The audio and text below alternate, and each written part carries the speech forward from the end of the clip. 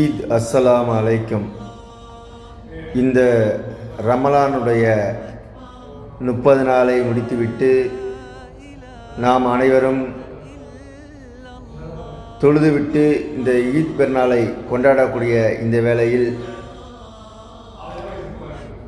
எல்லாம் வல்ல இறைவனிடம் நாம் பிரார்த்தனை செய்த வண்ணமாக அகில உலகத்தில் வாழக்கூடிய அனைவருக்கும் சாந்தியும் சமாதானமும் உண்டாக வேண்டும் என்று பிரார்த்தித்த வண்ணமாக உலகில் நடக்கும் குழப்பங்களும் போர்களும் தீய சக்திகளின் ஆதிக்கமும் ஒளிந்து அனைவரும் நலமுடன் வளமுடன் வாழ எல்லாம் வல்ல இறைவனை இந்த நாளில் பிரார்த்தித்து அனைவரும் சந்தோஷமாக இருக்க வேண்டுமென்று நல்ல எண்ணத்தோடு அனைவர்களுக்கும் எனது இனிய அஸ்ஸலாமு அலைக்கும்.